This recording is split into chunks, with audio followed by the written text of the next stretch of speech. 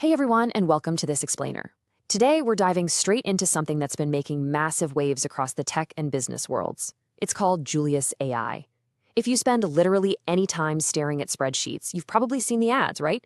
The ones promising that artificial intelligence can just swoop in and do your data analysis for you. But we have to ask, is this actually democratizing data for the rest of us, or is it just the latest overblown tech hype? Well, we've dug deep into user reviews, developer forums, and data science communities to get to the actual truth. So just picture this for a second. You're staring at a massive, incredibly messy dataset.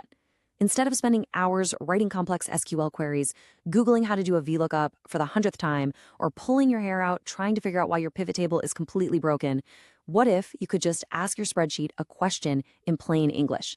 Just type, which month had the highest sales, or show me a chart of our top expenses. Well, that is the exact premise we are looking at today. So what exactly is Julius AI?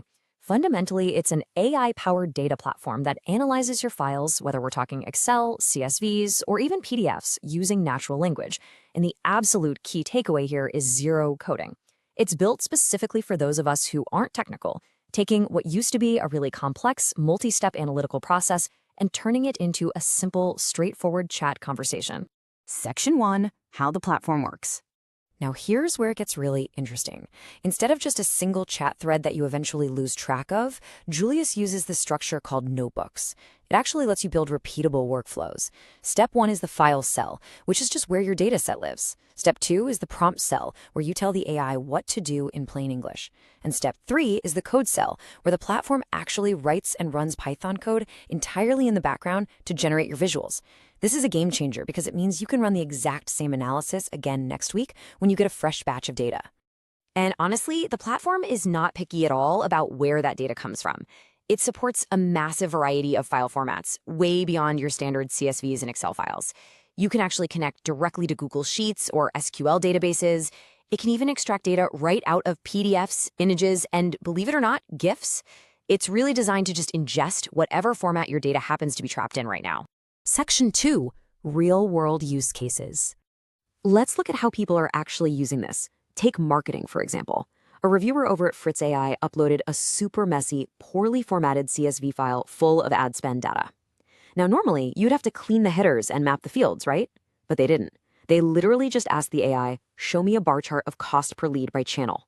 And boom, the AI instantly parsed the data, figured out the dates on its own, and spit out a clean chart comparing social, email, and search ROI. It even went ahead and automatically highlighted the underperforming campaigns. But it's not just marketing. It's being used a ton in HR too. Over on the MEPIS forum, a user named Sterenkaker talked about dumping this massive, multi-tab spreadsheet of internal employee survey results and attrition data right into the platform. By just asking some open-ended questions, the AI surfaced a totally hidden trend. It generated a visual breakdown showing a huge spike in turnover specifically among employees who had been there for 2 to 5 years. It basically found a pattern they didn't even know they should be looking for. So what does this actually mean for the day-to-day? It means massive time savings. Another user on that same MEPIS forum pointed out that using Julius to prep quick sales reports for management, analyzing quarter-over-quarter trends and exporting the charts right into their presentation decks, saved their team roughly 3 to 4 hours every single week. If you're a non-technical professional, getting rid of that manual spreadsheet fiddling is an absolute win. Section 3, the Reddit reality check. Okay, but we need to take a step back and compare the shiny marketing promise to the messy reality. The marketing tells you, hey, instant insights, zero coding required.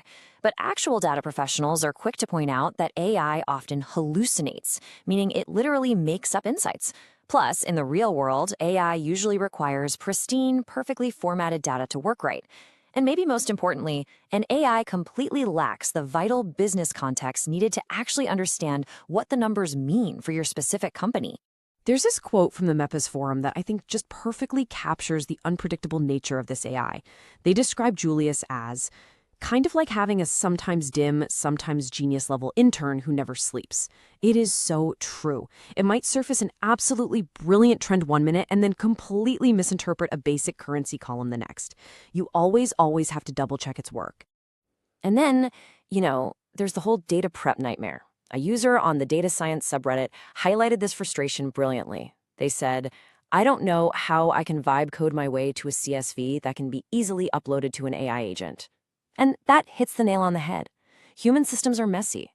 Getting your data clean enough for an AI to even read it is very often the hardest part of the job, and Julius doesn't magically solve that underlying pipeline issue. When you really dig into the weeds, a few hard limitations keep popping up. Julius struggles big time with complex tasks like multi-table joins. It frequently gets confused by abstract column names, like if a column is just called X1, the AI might just guess what it means. It can hallucinate fake patterns, and it'll happily run statistical models even if your data completely violates the assumptions required for those models to be accurate. Oh, and of course, there are very real GDPR and privacy risks when you're uploading proprietary company data to a third-party cloud. Section 4. Pricing and Alternatives. Now, you're probably wondering, can't I literally just use ChatGPT or Claude for this? Well, the differences are actually pretty striking. General AI platforms usually hit you with strict file size limits, and they forget the context of your chat really quickly. Julius, on the other hand, allows for direct, heavy file uploads and maintains the persistent context of your specific dataset.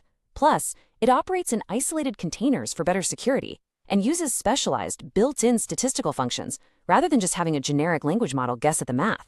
And what's the damage to your wallet? Well, sources show a bit of variance depending on the compute power you need. The base Pro plan starts at around $20 a month, which gets you past the strict limits of the free tier. But if you're doing some heavy lifting, like processing multi-million row datasets that need memory-boosted hardware, DataCamp reports that the top-tier Pro plans sit closer to that $37 to $45 a month range. Section 5. Final verdict. All right, so what's the big takeaway from all of this? Julius AI is, without a doubt, a phenomenally powerful jumpstart tool. If you are a marketer, a founder, or an HR pro who wants to explore data and whip up quick charts without learning Python or crazy Excel formulas, it's absolutely fantastic. But, and this is a big but, it is absolutely not a replacement for a human data scientist.